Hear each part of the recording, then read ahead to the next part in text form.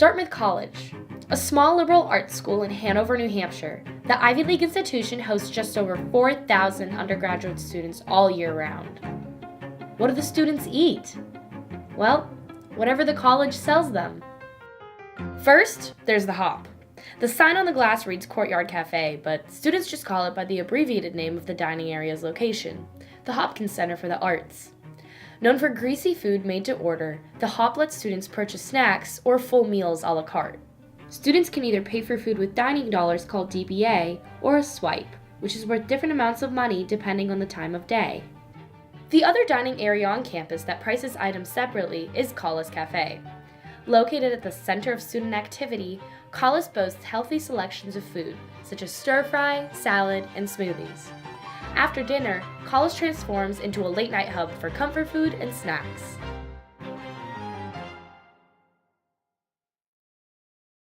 My name is Taylor Mooney. I'm a 20 here at Dartmouth College. I'm 29 years old, so I have a unique perspective on the prices at Dartmouth Dining. The pricing here is absolutely ridiculous. There's no justification to spend almost $6 to get 12 pieces of watermelon.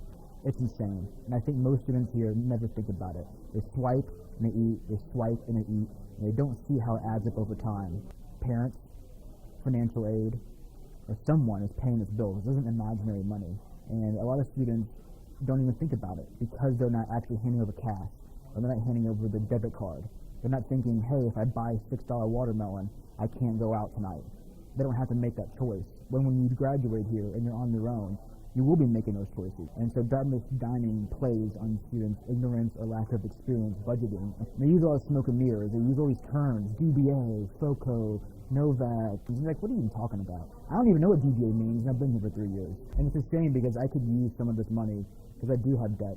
If I had some of this money returned to me, it could pay down some debt that I have. I think about every dollar. Oh, yeah. Okay. My man, how are you? How you doing today, man? All right, thank you, bro. Come and hang out with us. Yeah, of course. Go. DBA action, boss? I'm going to do DBA, please. You got it, boss. So I'm coming right up. Thanks a lot, boss. Have a good day. Thank you, you too.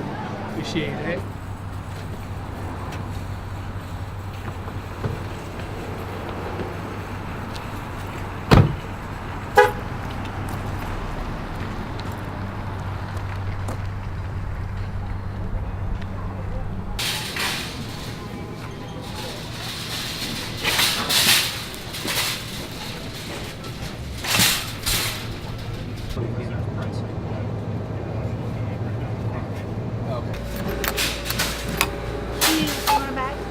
No, thank you. $2.50, please. So I bought the same exact cup that you get at Dartmouth for $2.50 here, less than half the price. So, bon appetit.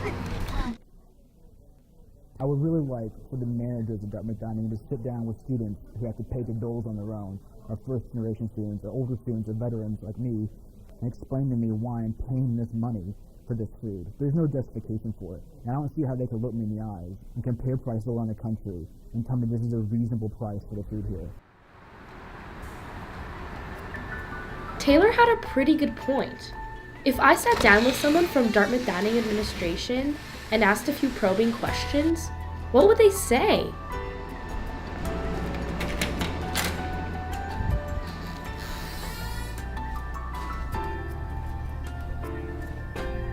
Big picture-wise, the largest meal plan price is kind of set by the Board of Trustees, but it's about trying to find the balance.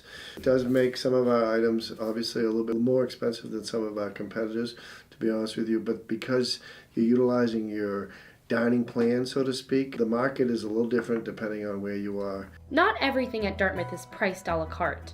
The college also has Class of 1953 Commons, an all-you-can-eat dining hall with 9 different stations with menus that change every day. With such a long title, students have shortened the name to just FOCO. You're always going to find, and I'm hoping this is the case, that you're going to find the greatest value here at 53 Commons. I really enjoy FOCO. The one issue I have with it is the fact that it's so expensive. FOCO does have the most options on campus, even though it's a little out of the way.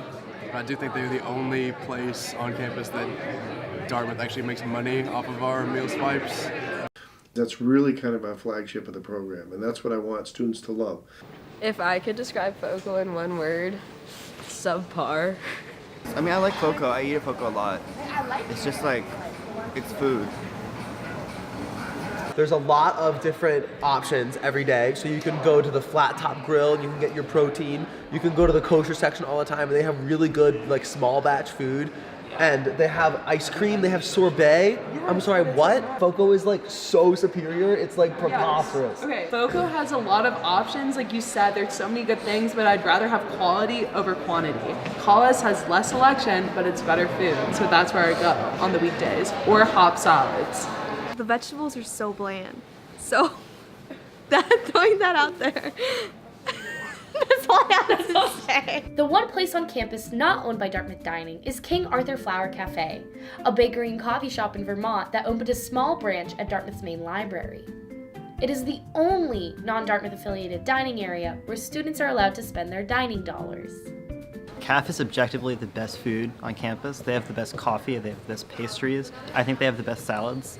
If I had more DBA, I would go there all the time. Yeah, CAF is definitely my favorite place to eat on campus just because they offer like fresher food too, because like the salads at like FOCO and Collis just aren't as fresh as the ones in CAF.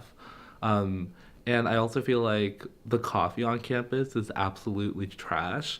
But like CAF actually makes good coffee, which I really appreciate as a college student. Just like we don't have good coffee on this campus because DDS just doesn't know what to do. I love it. I really do. I mean, I definitely eat here the most. I just personally really like their food. I've gone to Big CAF many times, and it's really nice having some of that on campus. I think DBA should be able to be used in places outside of Dartmouth, like have the college work at some sort of system with places like Skinny Pancake or like Dirt Cowboy where we could actually go and use our DBA there as well as places on campus. One problem that I have with DDS is the inability to use our dining dollars, which I mean is our own money, at places outside of like the DDS facilities, you know, like maybe places in Hanover, off campus, that would still like support small businesses and give us a little more variety. We're not actively pursuing relationships with any other outside vendor programming. Keep in mind, part of the challenge associated with doing that type of thing is it takes dollars out of our program. Because if they didn't utilize King Arthur Flour, those dollars would reside within our program. And so that really is a little bit detrimental to our program as you go forward. And so that I want to be the great steward of your dollars. And that's part of my role, to be honest with you, is to try to find the sweet spot between what we can afford and what you really want. And find a way to create a great program. And unfortunately, it's a great partnership in the sense that they enjoy a lot of the proceeds of their programming because of your use of dining dollars over there. But every dollar that is spent, a portion of it comes right out of our dining program. So I've been in other schools where they allow outside entities to come in. There's food courts, there's Subway, there's a Pizza Hut, there's a Chipotle, there's whatever. And they allow competition to come in. And competition breeds efficiency. There's no competition here. They have a monopoly on dining here. It's like the GDS mafia. They won't let anyone else in. They let CAF in for a second, and they realize they're cutting their profits. So now they'll never let anyone else in again. Because they know that an outside entity can do it better, can make better product, and be more efficient. But we're going to try to do some nice stuff. We have some new cafes coming on board. We have a cafe going in the Dana Medical Building that's under construction right now. We also have a cafe that's been proposed over at the Irving Institute, Energy Institute. And both of those will be representing something a little different than what we're doing currently at Novak Courtyard and that kind of stuff. And so I'm excited about providing more and more enhanced services to students. I think food is like important just because it's like you have to eat, and where you eat really determines how happy you feel on this campus. For me, like there are certain places I just don't go because I just don't enjoy eating there. I don't enjoy the food. And I mean, food is happiness in a sense, like what you eat makes you happy. For my whole freshman year, basically, I would get dinner with this really close group of friends, and I think that was a really important aspect of how we bonded and of how we got closer to each other was over food. It's not only a cultural experience, but it's typically something that people will resort to in terms of spending time with one another, in terms of grabbing a meal. I think food's like really important because It's a way for people to gather and connect and grow and feed themselves socially and intellectually, and also just eat together. So, I mean, I think that if Dartmouth Dining truly wanted students to stop looking down on them as mediocre, then they should consider prioritizing the well-being of the students that they are serving rather than profits or money.